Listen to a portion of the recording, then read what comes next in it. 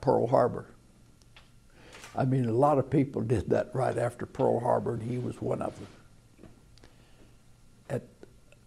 So it was as simple as that. He decided when we got into the war and Japanese attacked Pearl Harbor, he was going to enlist, and he did. Now, one of those Americans was my grandfather, Stanley Dunham. My father left when I was 2 years old. So my grandfather was the man who helped raise me. He worked on oil rigs and drifted from town to town during the Depression. And then he met my grandmother and enlisted after Pearl Harbor. He'd go on to march across Europe in Patton's army, while my great-uncle fought with the 89th Infantry Division to liberate Buchenwald. And my grandmother worked on a bomber assembly line. They were among the men and women of our greatest generation. They came from ordinary places and went on to do extraordinary things. On D-Day, I was in the Channel on a LST, and our whole battalion was. And we were waiting our turn to land on Omaha Easy Red. So I have battle stars for Normandy, Northern France, Rhineland, and Germany. And I was in all of those areas. But we landed on D+4.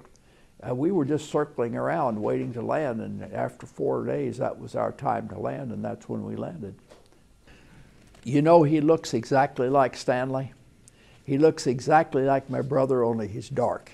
And he uses a lot of the same motions, and he says, now look, you know, and he uses a lot of the motions that my brother did. He uses a lot of expressions.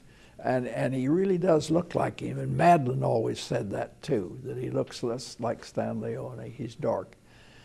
And we're trying to figure out where he got his big ears from.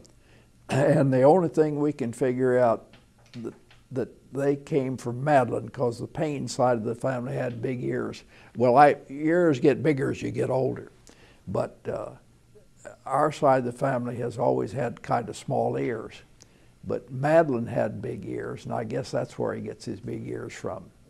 After my grandfather left the Army, he went to college on the GI Bill, bought his home with the help of the Federal Housing Authority, and he and my grandmother moved west in that relentless pursuit of the American dream.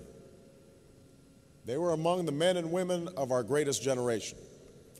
They came from ordinary places and went on to do extraordinary things. They survived a depression and faced down fascism. And when the guns fell silent, America stood by them because they had a government that didn't just ask them to win a war.